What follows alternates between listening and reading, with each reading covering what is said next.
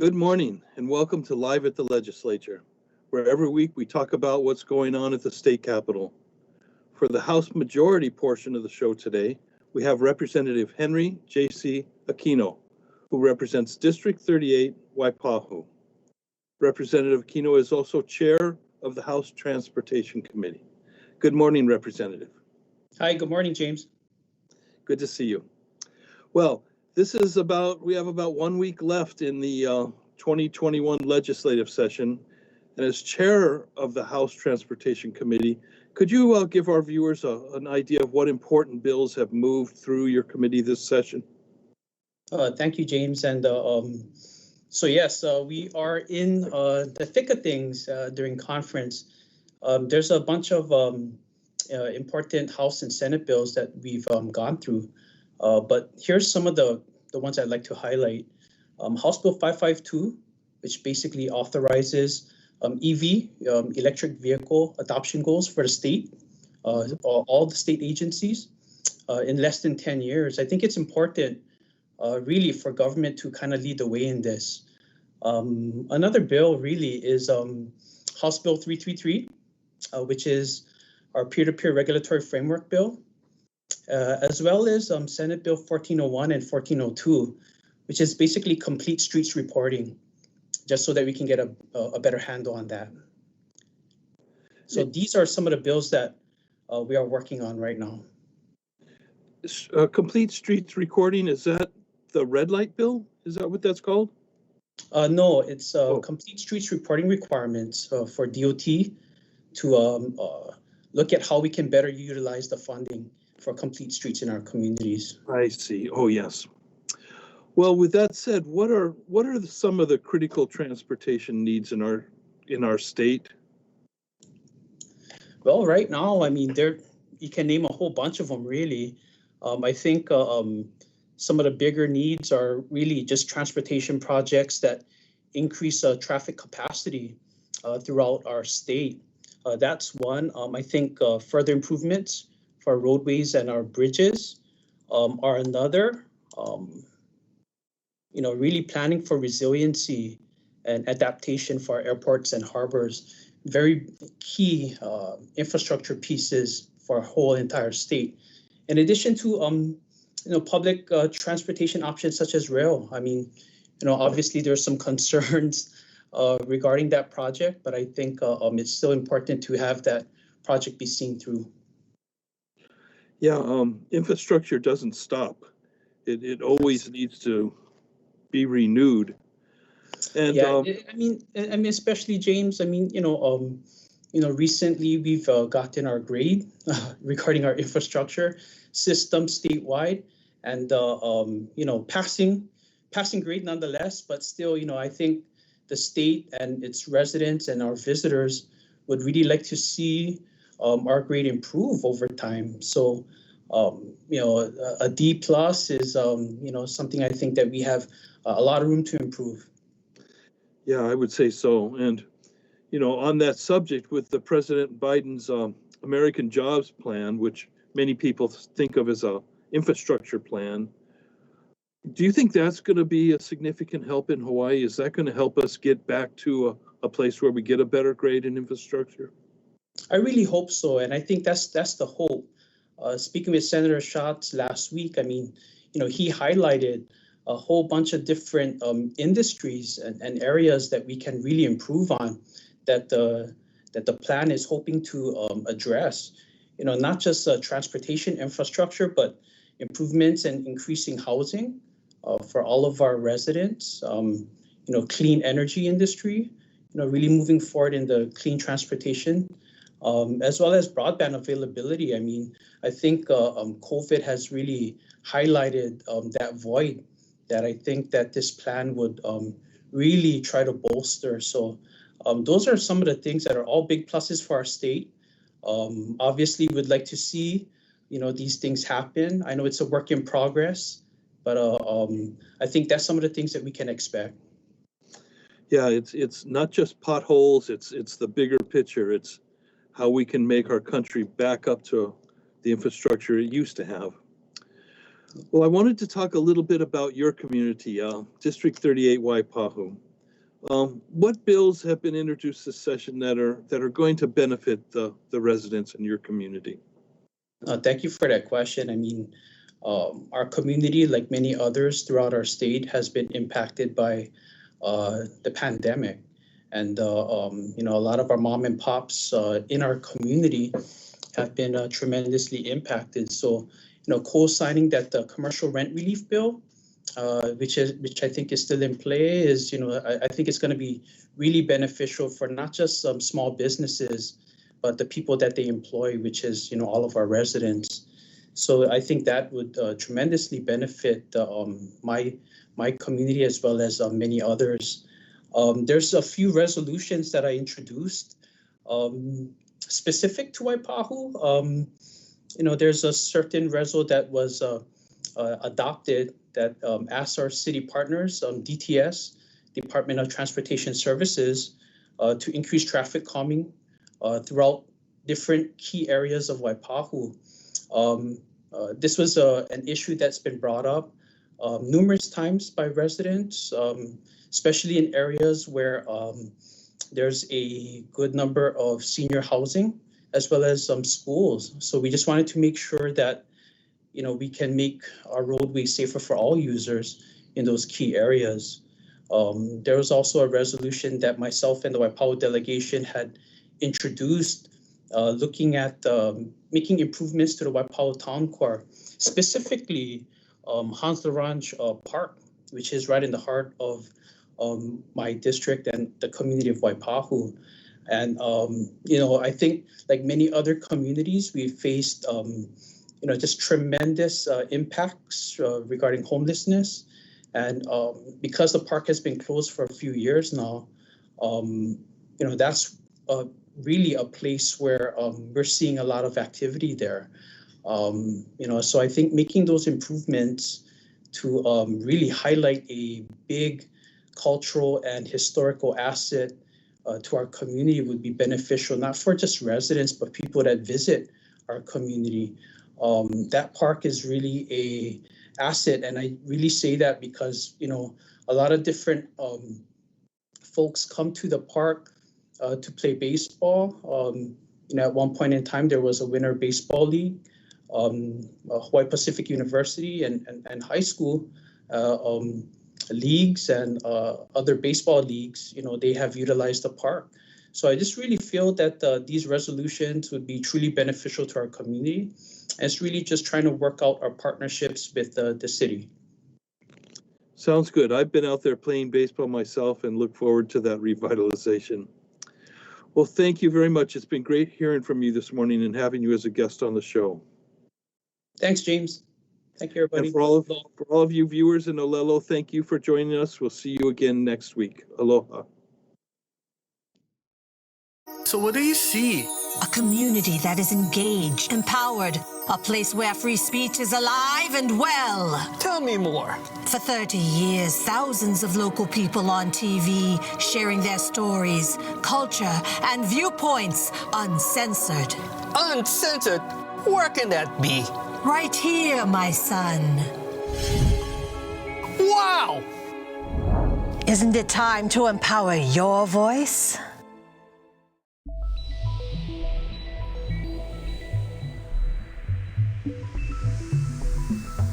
Interested in speaking up about which laws make sense for Hawaii? Want to really get active at the state legislature?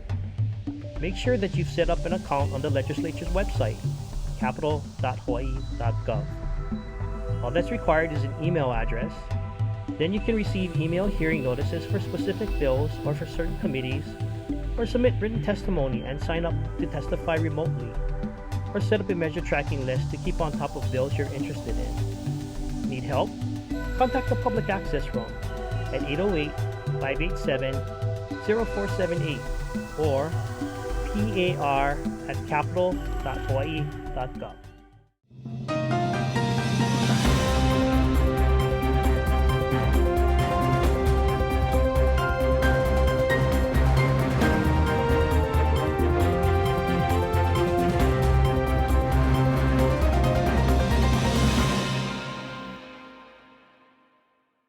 Aloha and welcome back to the Senate segment of Live at the Legislature. My name is Jacob Aki, and this morning I'm joined by Senator Joy San Buenaventura. Senator represents Senate District 2, which includes Puna and Ka'u.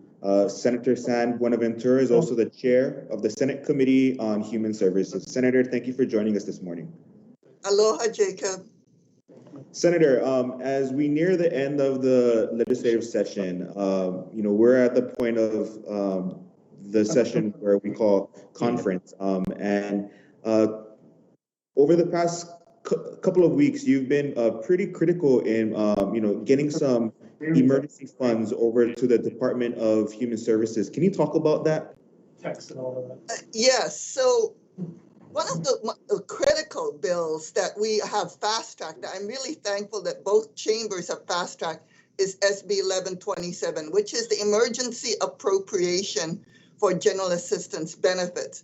This basically brings back retroactively the monthly general assistance benefits that really affect the poorest of the poor, which is only about 6,000 residents. But these are really, like I said, the poorest of the poor. These are people who don't qualify for SSI, are disabled, and somehow are temporarily unemployed due to circumstances not of their making.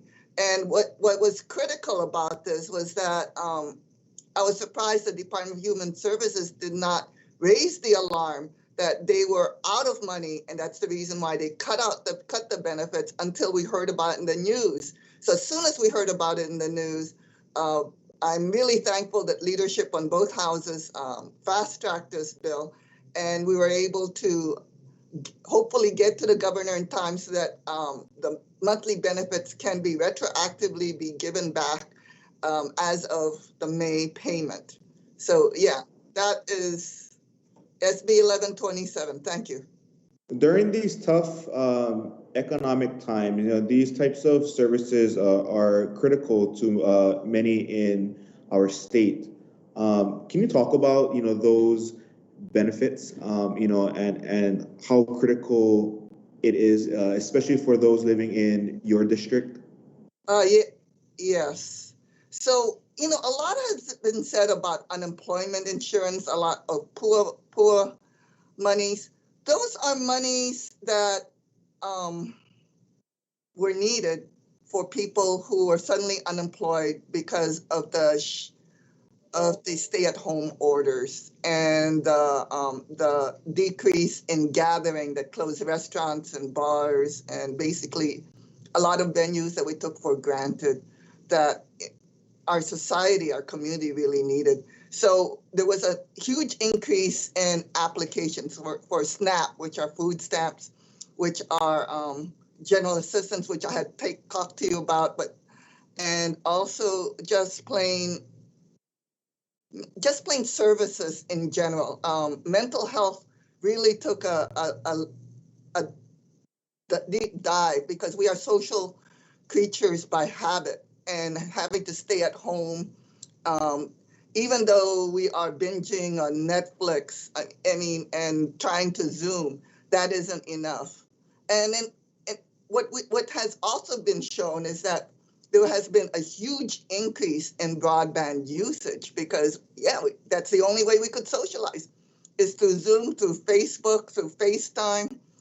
So one of the things that was really critical in this session that we have passed as part of our CIP benefits, which Rep. Aquino, forgot to mention, was basically $20 million in peer-to-peer vehicle to using our state highways as broadband highways. So it can actually penetrate through rural areas. DOT has partnered with Hawaiian Telcom, so hopefully we can get the first instance of it we will see in my community are the Hawaiian homelands in Maku'u. Hawaiian Telcom is finally putting fiber in because the highways are being used as infrastructure broadband usage, as well as hopefully when we get the $20 million construction up, it's going to end up having peer-to-peer and cell coverage throughout our state highways. Oh, and one more thing I wanted to tell you. Federal monies are coming into play, and people need to apply for this in mid-April, in the next couple of weeks, which is $50 per month in the bank that you can use to pay for your internet usage for eligible families. So I want to make a shout out for that, so people keep in mind to apply for that benefit. Yes, Senator, those are definitely critical funds. And as you mentioned, the conference committee from both the Senate and House yesterday approved the state budget, HB 200, and included in that budget was a lot of money for your district. $10 million in funds were allocated for fiscal year 22 for the design and construction of a new library in Upper Puna. Can you talk about that project? Because as we see more and more people using broadbands, places like libraries become central hubs for people to go there and receive internet service. Yes, that's critical. Puna is the size of all of Oahu and some. Okay, so when my predecessor, Senator Ruderman, pushed for Puna Library, the question was where, because servicing Lower Puna does not service Upper Puna. That's like say putting a library in Waikiki. So what about the people in North Shore? Where do they go to? So there is planning already in the works, and it's already into site selection regarding a Lower Puna library. But in the Upper Puna people, the Mountain View, Curtistown, Volcano, and even Pahala area saying, well, what about us? Why don't we get a library? So it's really critical that we finally got $10 million towards an Upper Puna library, and that is also moving ahead. And you're right, and about the need for critical services. I mean, really, not many bills are passed through this House, but both chambers. But basically, the most important thing is that we're getting monies towards $16 million for rental assistance and restoration of $7 million per year towards preschool open doors. So we have childcare services, and that the homeless services monies continue to be funded. Thank you very much. And Senator, we have about 30 seconds left, but I know that you did want to remind folks that April 20th is a very important day for those of us here in the state. Can you talk about that real briefly? Yes, two things. One, it's still state tax deadline, and two, it is Cannabis Day, 420. And we didn't do too much in this session regarding promoting more of cannabis, but we're doing what we can. And I just want to do a shout out to all of those who are commemorating this day to not only file their taxes on time, but also to be wary about those who need medical cannabis. Thank you. Thank you, Senator, and thank you for joining us. And for those of you at home, tune in next week to the Senate segment of Live at the Legislature. Mahalo. Aloha. It's very important to have Melea'e here. The experience of local artists that are going to be the future of our music here in Hawaii.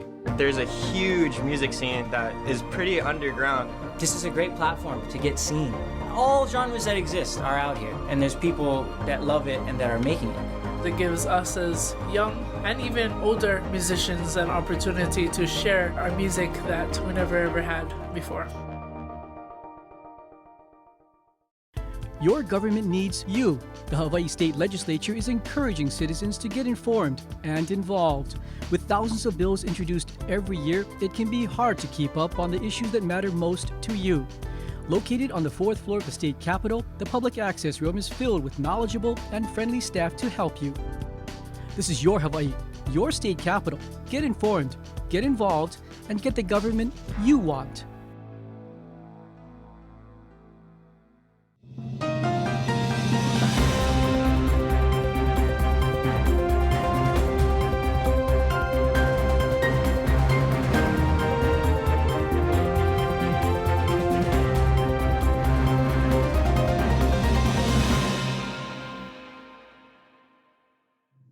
Good morning and welcome to the House Minority segment of Live at the Legislature. Joining us for the first time this session is Representative Lauren Matsumoto. She serves as our minority floor leader and serves on the committees on agriculture, consumer protection and commerce, energy and environmental protection, and transportation. Rep. Matsumoto, good morning. Thanks for joining us. Good morning, Kael. Thank you for having me. So we've got a whole session to catch up on. Just kidding. We're going to talk about your district today. So what are some of the important issues facing your district right now? Yeah, I know I haven't been on for a while, and there's so much that has happened just in the last few months. And, it truly has been a special privilege to serve my district of Mililani, Schofield, Wheeler, Waialua, all the way to Kaena Point. And, it's been a difficult year for the community. Some of the important issues facing the district right now include the cleanup and repairs from the recent flooding that we had, the issue of a bridge closure, and the continued efforts to keep Kawaihapai, also known as Dillingham Airfield, open for general aviation. That is a lot going on, especially the the flooding, and I'm sure you're having a really busy session. But can you just talk a little bit about, we'll start with the flooding and the bridge first. Sure. As was in the news, on March 9th, there was massive flooding on the North Shore due to all the heavy rainfall. And, it was discussed in length at the North Shore Neighborhood Board that a lot of these issues were due in part to the lack of maintenance of the waterways by the city, the state, and private landowners. And my staff and I went down the day after with River of Life Mission to provide food and assistance to those in need, as well as those who were helping with the cleanup efforts. And it was just amazing to see how many community volunteers came out to help. But there were a lot of justified frustrations from the community. But one of the really positive things that have come out of the situation was a resolution that I collaborated on with my area legislators, requesting the city and county to work with the U.S. Army Corps of Engineers to develop a comprehensive plan to regularly drain and clear the streams and the canals in the area, which is vital to make sure this type of destruction doesn't happen again. And unfortunately, part of that destruction was the bridge at Waialua Beach Road was damaged, and now it's been closed to all traffic for repairs. And so my office has been calling the city and county. I know many people have been calling our office to get updates. And so I wanted to let people know that the latest update that I've gotten is that they decided the bridge at Waialua Beach Road will be closed for an estimate of 6 to 9 months due to the damage from the flooding. And so I know this is a really, really big deal for people on the North Shore because now they have to reroute around that bridge. And I know Waialua Elementary is right there. But I wanted to also share just a reminder that it's closed to vehicles and to emergency vehicles, but also there have been people who've been walking on it. There are people who've been fishing, and the mayor's office put out a request that just nobody go on the bridge for their safety. And so that's something that's really important. And another thing I just wanted to bring up really quickly is because of all the rerouting of traffic, there's been a problem at Thompson Corner, and there's been a real issue of safety there. And so I just been talking with Ed Sniffen for the past week, and they are going to put in an all-way stop at that intersection. And that change just started yesterday. So that's something that's really encouraging. It's going to help for the safety and the traffic issue. And so the conversion work started yesterday, and it's going to go till Friday, April 23rd, and that's between 8:30 and 3 p.m., weather depending. And so I know it's difficult, that it's the only way around right now, and so it's going to make traffic worse for the next week, but we just ask for continued patience because I know it's going to make a difference in the long run. And if there's any questions, please don't hesitate to contact my office at repmatsumoto@capital.hawaii.gov. That does sound like it's been a lot, and you had mentioned that you and your staff had volunteered at the River of Life mission. So how has the community response been? What have you heard from just folks who are dealing with just this adversity right now? The community's really come together. Again, they're frustrated with a lack of assistance necessarily from government, but it's really brought the community together, and that's been encouraging. That's excellent. So we'll transition to, I guess, the next very important thing going on the North Shore is you had mentioned Kawaihapai, or the Dillingham Airfield. So what is some of the work that you've done there? There's been so much. So a year ago, we had a town hall about this. And just in this past year, we've made so many great strides because the airfield was set to close on June 30th of last year. It's now set to close June 30th this year. But just in the last few months, we've made so much headway. On February 17th, we gathered at the airfield with elected officials from every level of government, Department of Transportation, the U.S. Army, business owners, community stakeholders, and we had a lot of different people in attendance, like the Lieutenant Governor and Congressman Kai Kahele, as well as the Army Garrison Commander and several members of the DOT. So a lot of those stakeholders that were really important. We also heard from Thomas Shirai, who is an ancestral descendant from the area and really brought a lot of his mana'o to the conversation. And it was amazing to see what could come together when people are talking from various backgrounds and working towards a common goal. So are we cautiously optimistic? Are we optimistic that we're going to get there? What are your thoughts on that so far? We've made a lot of progress. I know there are two main issues have come up in every meeting, and that is the antiquated water system and obtaining a long-term lease from the Army, because they're the ones who own the land that the airfield is on. So in regards to water, we've created a specific water stakeholder group that has been meeting to talk about the issue of water, and it's become abundantly clear that neither DOT or the Army's main objectives is to be a water management company. And so this group is working to set up a separate management system, a state-sponsored management system. And so just in this last 2 weeks, great progress has been made. And also for the long-term lease, the Army and DOT, we have a stakeholder group that meets every 2 weeks. And in our last meeting, the Army agreed to write a letter, and DOT stated that once that letter was received of an assurance of progress towards that long-term lease, that they would remove the current June 30th closure date. And that was something that was such a huge step forward. And I really wanted to take the time quickly to especially thank Ross Higashi, the DOT Airports Deputy Director, and Colonel Misagoy, the Army Garrison Commander, just for their commitment towards working out a solution that keeps the airfield open while also improving compliance and overall facilities at the airfield, which at the end of the day is what we all want. And so they've been putting in countless hours of meeting just to see this happen, and it's been really encouraging. It's really a gem of the North Shore. That's excellent. And our department workers are definitely people who have thankless jobs sometimes. We got 20 seconds left. Can you just talk about how, just what Kawaihapai means to the North Shore community and what it's meant to you over the past few months? You know, I've gotten to learn so much about it, and it's a focal point for the community, and it's so special. It's the only place in Hawaii where you can fly gliders just because of the geography of the area. And so it truly is special. It really brings the community together, and I think it's something that we need to make sure that we invest in and keep going for years to come. We will definitely keep our prayers up for progress on that. Representative Matsumoto, thank you for joining us this morning.